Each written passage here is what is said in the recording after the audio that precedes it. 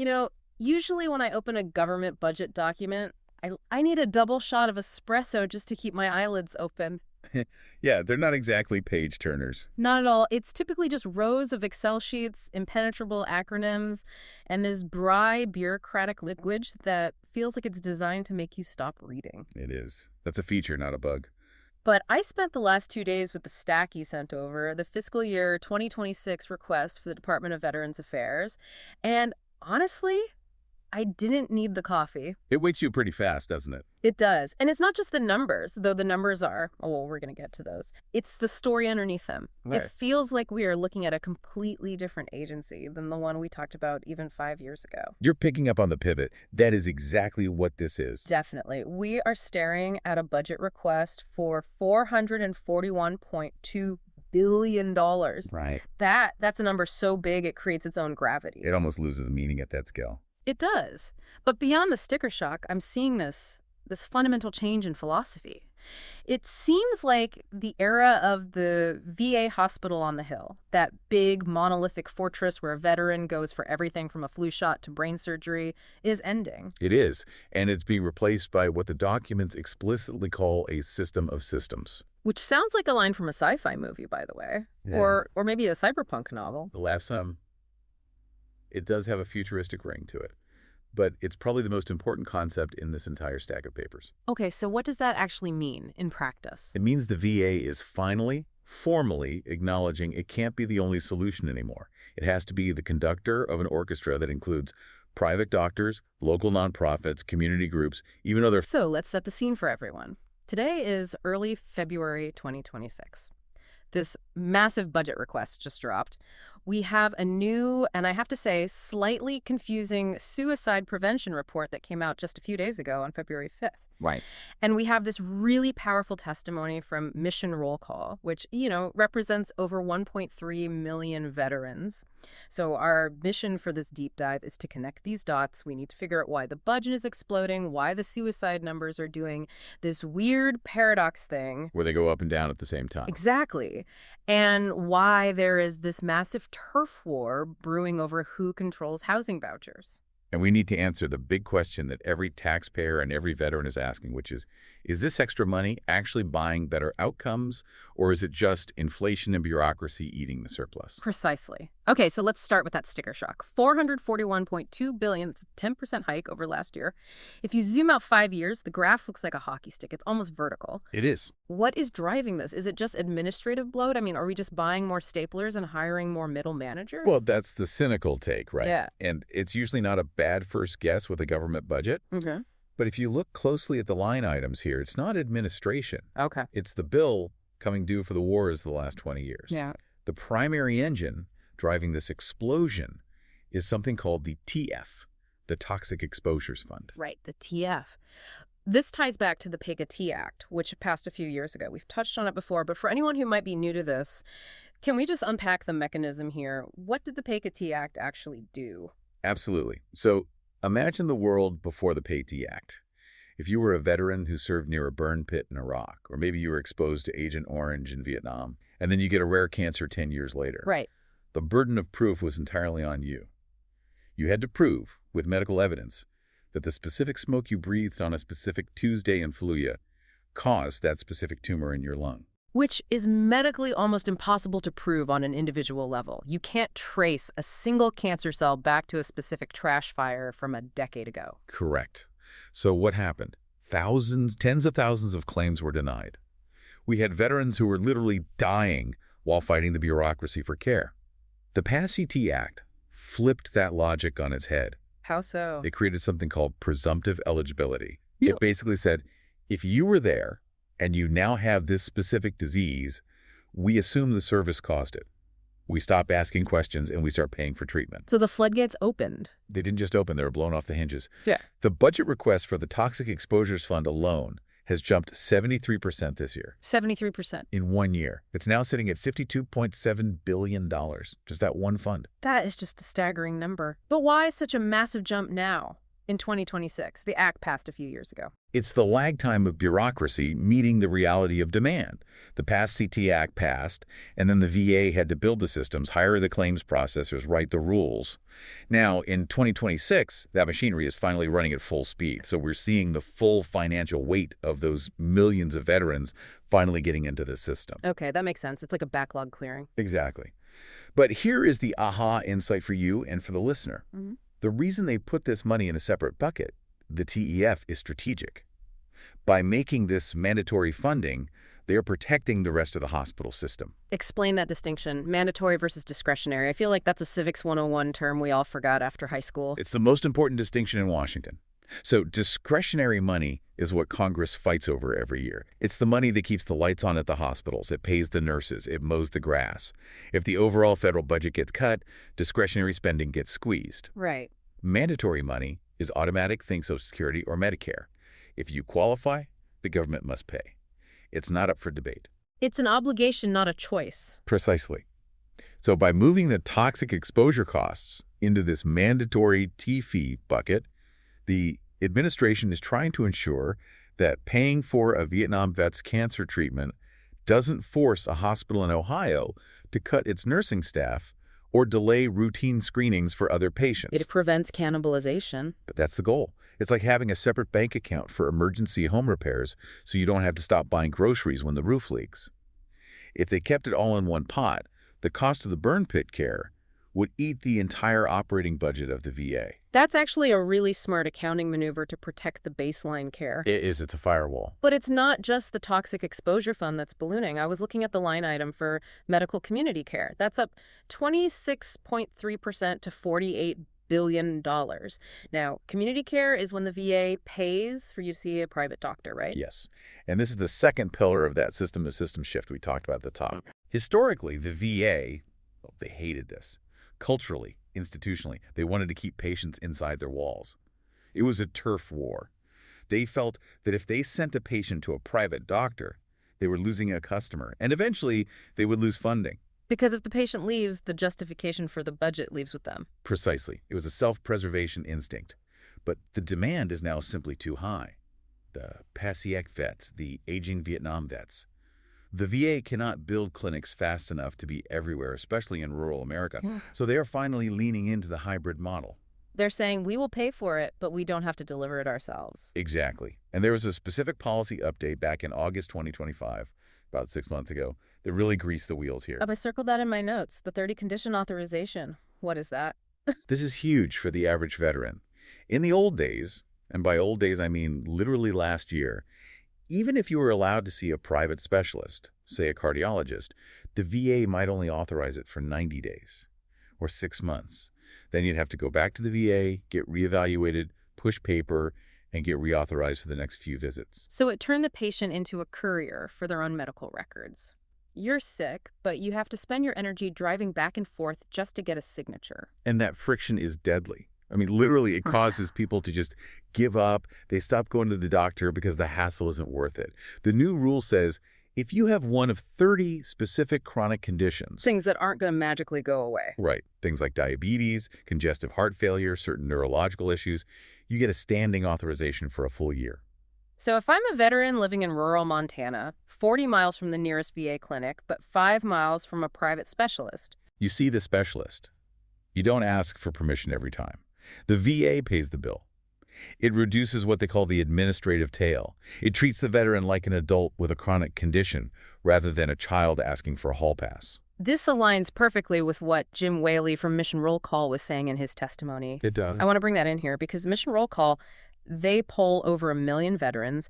They aren't guessing what vets want. They have the hard data. And that data is a reality check for Congress. It cuts through all the political spin. Whaley said something that really struck me. He said veterans prioritize access over system. They don't care whose name is on the building. They care about time and distance. It sounds so obvious when you say it out loud, right? Yeah. If you have a broken leg or you're in a mental health crisis, Yeah. you don't care if the sign says VA or Mercy Hospital. You just want help. Now, but inside the Beltway, admitting that the VA brand isn't the priority— that's revolutionary. So the metric of success is shifting from how many people did we treat in our buildings to did the veteran actually get better? That is a massive cultural shift. It's admitting that the VA is a payer, not just a provider. And that is the friction point. The unions hate it because it might mean fewer federal jobs down the line. Yeah. The traditionalists hate it because it feels like privatization. But the veterans, The polling says they love it. the veterans love it. Okay, so we have the money flowing, massive amounts of it, and the system is opening up. But we have to pivot to the darker side of why all of this is so necessary. We need to talk about the suicide report. The National Veteran Suicide Prevention Annual Report. It came out February 5th, 2026. This is the report card that actually matters. I spent a long time looking at these tables, and honestly, I felt like I was taking a statistics exam I hadn't studied for. Depending on how you look at it, the situation is either improving or getting worse. It felt contradictory. It's a classic statistical paradox. Let's break it down so we can really understand what's happening because the details are critical. Please do. Okay, so first fact. The total number of suicides went down. In 2022, there were 6,442 veteran suicides. In 2023, that number dropped to 6,398. Okay, so 44 fewer deaths. That is a decline. It's not huge, but it's moving in the right direction. Every single life saved is a victory. It is, absolutely. But, and this is the big but, the rate went up. The Rate per 100,000 veterans. It rose from 34.7 to 35.2. I don't understand. How does the total number of deaths go down, but the rate per person goes up? That doesn't make sense. It's because the denominator, the total population of veterans in America is shrinking, and it's shrinking fast. Ah. The World War II generation is almost gone. The Korea and Vietnam generations are passing away from natural causes at a very rapid rate. So the total pool of veterans is getting smaller every single day. I see. So the suicides aren't dropping as fast as the overall population is shrinking. Yeah, exactly. So the density of the tragedy is actually increasing. The risk is concentrating within the remaining population. Because the risk is concentrating. Wow. Imagine a glass of salt water. If you let some of the water evaporate, you have less liquid overall, but the salt that's left behind is much more concentrated. That's what's happening here. The intensity of the crisis among the remaining veterans, particularly the post-9/11 generation, is actually rising relative to their population size. That is a heavy image. The evaporation of the population reveals the concentration of the pain. And it tells us the risk remains double that of non-veterans. That gap is not closing. And looking at who is at risk, there was one number in that report that just jumped off the page at me. The unseen 61%. I would argue that is the most critical data point for the entire 2026 strategy. 61% of the veterans who died by suicide in 2023 were not utilizing VA healthcare in the year that they died. There were ghosts to the system. Completely. They were out in the community. Maybe they didn't think they were eligible. Maybe they had a bad experience with the VA 10 years ago, waited too long for an appointment, felt disrespected, and they just swore never to go back. Or maybe they just wanted to put their service behind them and live a civilian life and didn't want to be identified as a veteran patient. That's a huge part of it. Yeah. This highlights a major flaw in the old strategy, doesn't it? It seems so. For years, the VA focused on hiring more psychiatrists at the VA. They built better clinics inside their walls. They improved their internal protocols. But if the people who are dying aren't walking through your doors, it doesn't matter how good your doctors are. Precisely. You cannot treat a patient you can't see. And this brings us right back to that system of systems concept. The VA is realizing it has to go specifically hunting for these people. And how do you do that? Well, that's why you see this clunky acronym in the budget, the SSG Fox SPGP. The Staff Sergeant Parker Gordon Fox Suicide Prevention Grant Program. A mouthful, I know. But the mechanism is fascinating.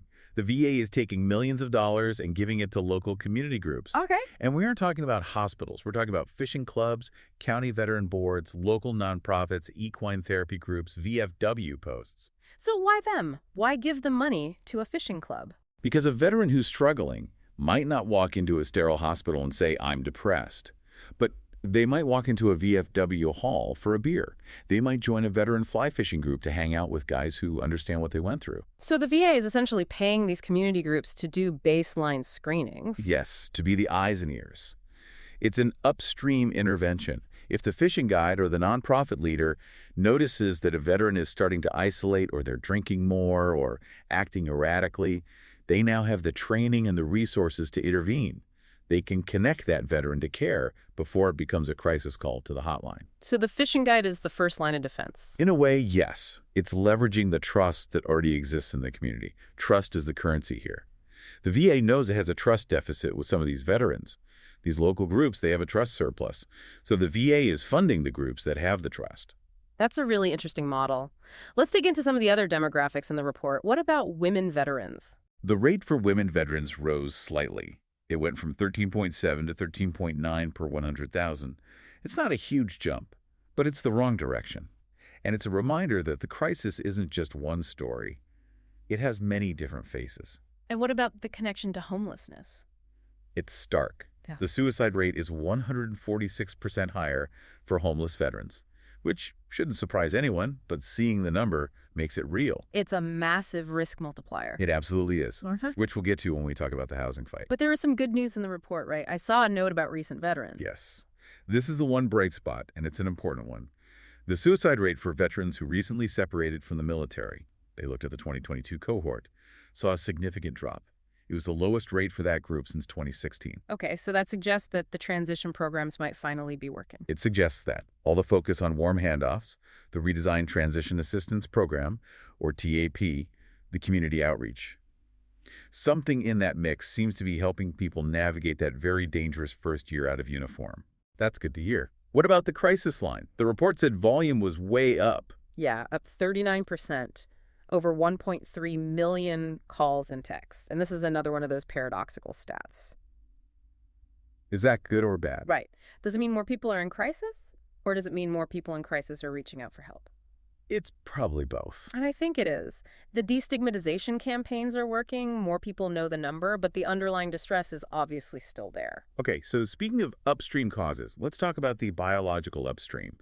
Mission Roll Call's testimony focused heavily on traumatic brain injury, or TBI. They called it a root cause of so many other problems. This is a massive shift in thinking that's been happening for a few years, but it's really hitting the mainstream now. For a long time, if a veteran came in with erratic behavior, depression, substance abuse, they were treated for mental health. It was viewed as a psychological issue, a software problem. But Jim Whaley and Mission Roll Call are arguing that for many, it's not mental, it's physical. Right, it's hardware. If you were exposed to blast over pressure, which is just the shockwaves from IEDs, from artillery, even from just repeated heavy weapons fire in training, your brain tissue might have microtears. The actual physical architecture of the brain is damaged. And that physical damage then manifests as what we call mental health symptoms. Exactly. Impulse control issues, sudden rage, deep depression, memory loss. But we've been treating it like a mood disorder. Here is some Zoloft, here is some talk therapy. And often, according to the report, treating the resulting headaches with opioids. And that's where the cascade of failure begins. The brain injury leads to chronic pain. The pain leads to pills. The pills lead to addiction. And the addiction and hopelessness lead to suicide. The new legislation they're pushing, the Beacon Act, is trying to interrupt that cycle at the absolute source. The Veterans TBI Breakthrough Exploration of Adaptive Care Opportunities Nationwide Act. They really work hard on these acronyms to make them spell cool words. Laughs, they do. Someone in a congressional basement is very proud of that one. But the substance of it is really good. It mandates and funds neuro-rehab. Okay, so what does that actually look like? If it's not pills, what is it? Think of it like physical therapy, but for your brain. If you tear a muscle in your leg, you do specific exercises to rebuild it.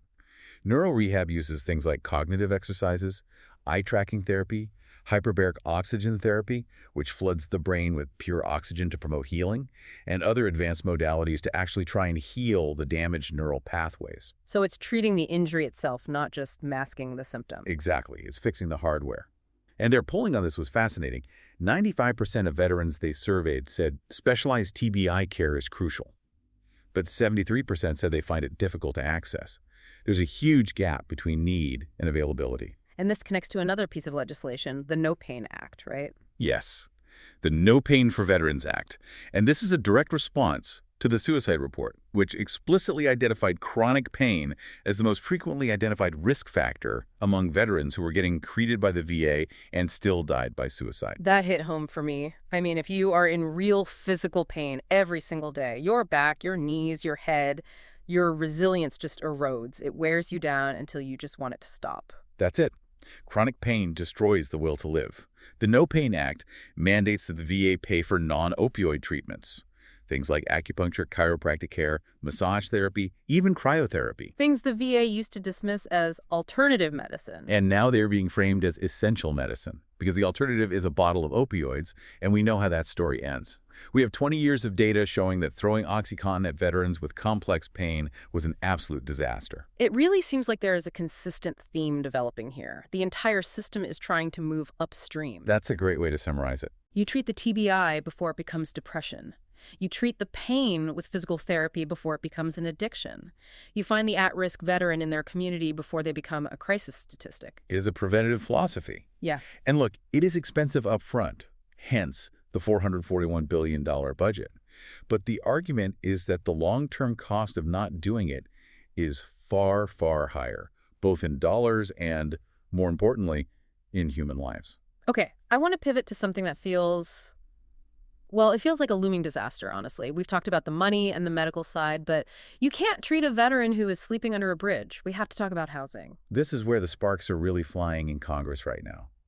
If TBI is the hidden medical driver of this crisis, housing instability is the hidden social driver. The administration is proposing a new program called BRAVE. BRAVE, Bridging Rental Assistance for Veteran Empowerment. They want $1.1 billion for it. And on paper, it sounds logical. Currently, veterans get their housing vouchers from HUD, the Department of Housing and Urban Development, but they get their health care and case management from the VA. So you have two different federal bureaucracies, two different computer systems, two different sets of paperwork, two different phone numbers to call. And often they don't talk to each other well. I've read stories about vouchers sitting unused at HUD because the VA case managers can't match them to a veteran fast enough or vice versa. It's a classic government silo problem. The veteran is stuck in the middle, caught between two giants who are dancing to completely different music. So the brief proposal says, let's move the vouchers from HUD to the VA. Make it a one-stop shop. The same case manager who handles your mental health appointments also handles your rent voucher. It sounds efficient, right? In theory, yes. Yeah. If you were designing a system from scratch today on a whiteboard, that is probably exactly how you would do it. But in the real world, this proposal is terrifying the advocacy groups. Why? I mean, why would anyone object to streamlining the process? It seems like a no-brainer. Context matters. You have to look at the bigger political chessboard.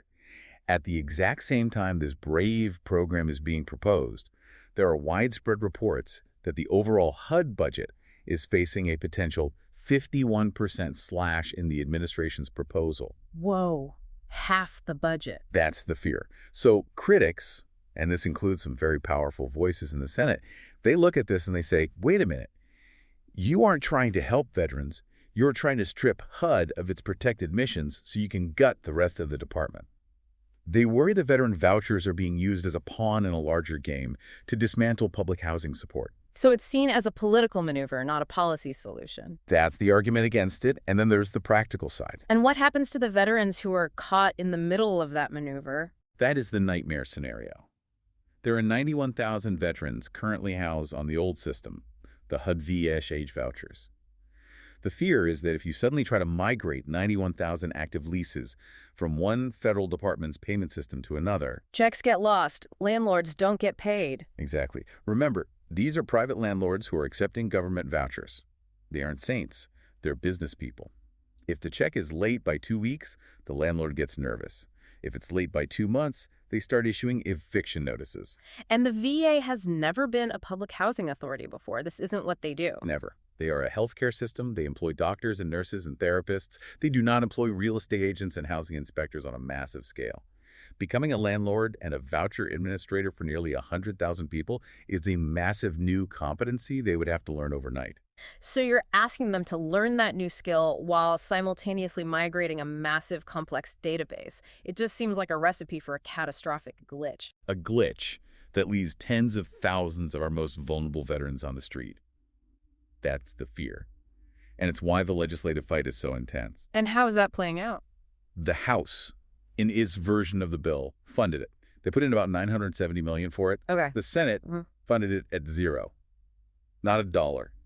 They just flatly rejected the idea. So that is a massive gap to close in the final negotiations. Almost $1 billion apart. It's one of the biggest friction points in the entire 2026 budget. It feels like we are fixing one transition only to break another. That's a great point. What do you mean by that? Well, look at the data from the suicide report again. It had that one glimmer of genuinely good news, right? The transition gap, that dangerous period right after a soldier leaves the military, is safer than it used to be. The suicide rate for recent vets dropped significantly. It's the lowest since 2016. That suggests the warm handoffs, the TAP classes, the community outreach, all that effort is finally starting to work. We are getting better at helping people take off the uniform. Exactly. So we've made it safer to leave the military. But with this housing fight, if we screw up these vouchers, we might be making it more dangerous to leave homelessness. You solve one problem and create another. But is the tightrope they are walking. We can't afford to trade one crisis for another. You can't save them from the transition stress only to drop them into housing insecurity a few years later. Wow. Okay, before we run out of time, I have to ask about the unsexy stuff. Because we can't do a proper deep dive without looking at the plumbing. The boring but essential. Right. Infrastructure.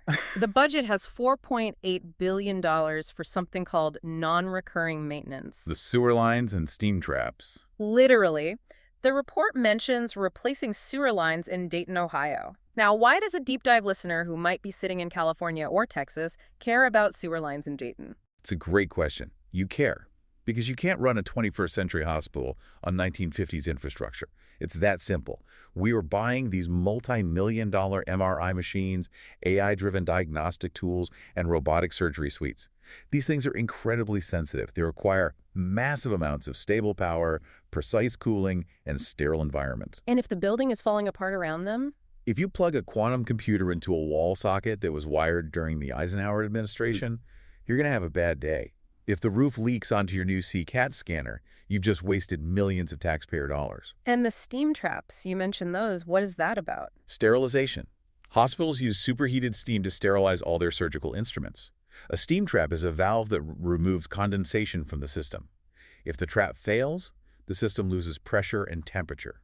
If you can't guarantee the sterilization of the scalpel, you can't perform the surgery. So the operating room shuts down. The entire surgical wing could shut down.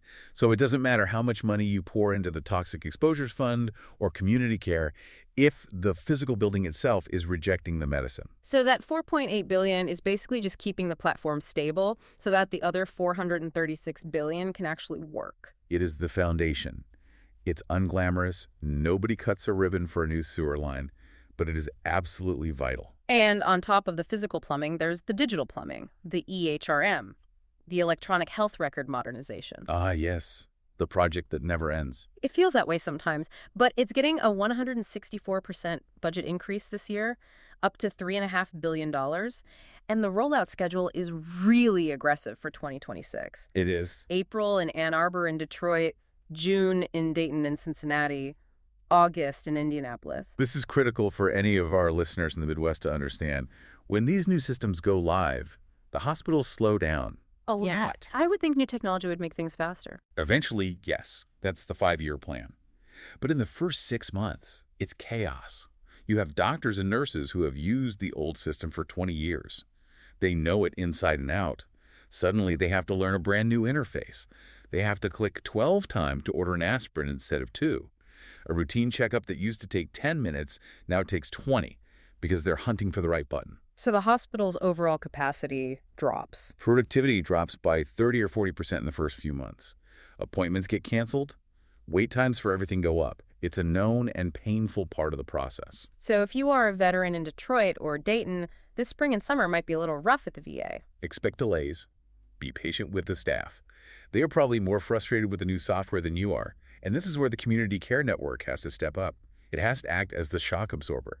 While the VA hospital is rebooting its digital brain, the private doctors in the network need to be ready to take the overflow.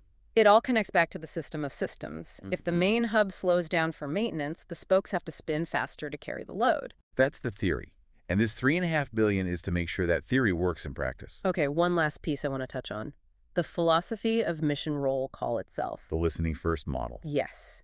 Jim Whaley's testimony from January 13th, he talked about how they use this constant polling of over 1 million veterans to bypass the layers of bureaucracy.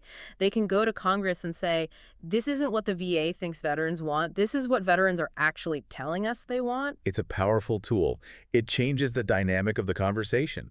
It's no longer just agency heads and professional lobbyists defining the problems. It's raw data from the end users of the system.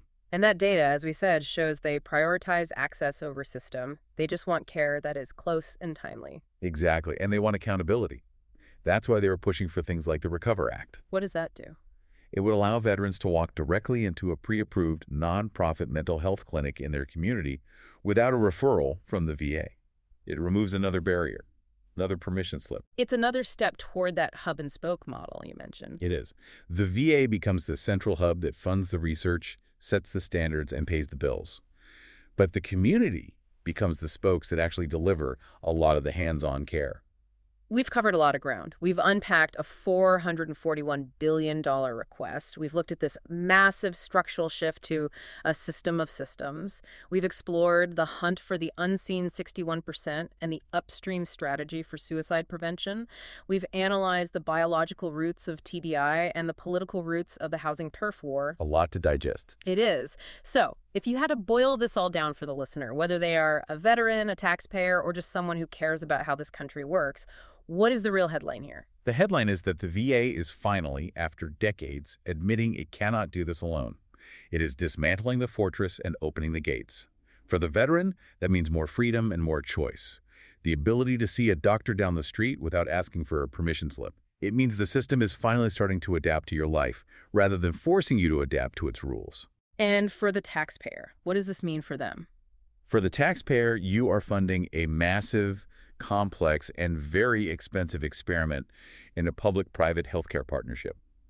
We are moving from a system that asks, are you eligible to enter our building, to a system that asks, how do we keep you alive and well wherever you are? That is a profound difference. It is. It's messy. It's certainly not cheap. But it's an honest attempt to solve problems that have been festering for decades. A definitive pivot point. It absolutely is. And the stakes couldn't be higher. So, as a final thought for our listeners to take with them, I keep coming back to this idea of transitions. The suicide report showed us that the transition gap, that period of leaving the military, is getting safer. We're doing a better job there than we were in 2016. Right, a measurable improvement. But at the same time, this brave program, with its potential to completely upend the housing voucher system for 91,000 veterans, are we fixing one critical transition only to potentially break another one? That's the billion-dollar question sitting on the table in Washington right now. We'll keep a close eye on that housing fight in the Senate. That really feels like the variable that could derail a huge part of this new strategy. We'll be sure to let you know if the BRAVE program survives or if it gets cut. It's going to be a very busy spring on Capitol Hill. Thanks for guiding us through the stack. As always, you make the complex feel, well, manageably complex. My pleasure. It was great to be here. And thank you for listening to this deep dive. Stay curious, stay informed, and we'll catch you on the next one.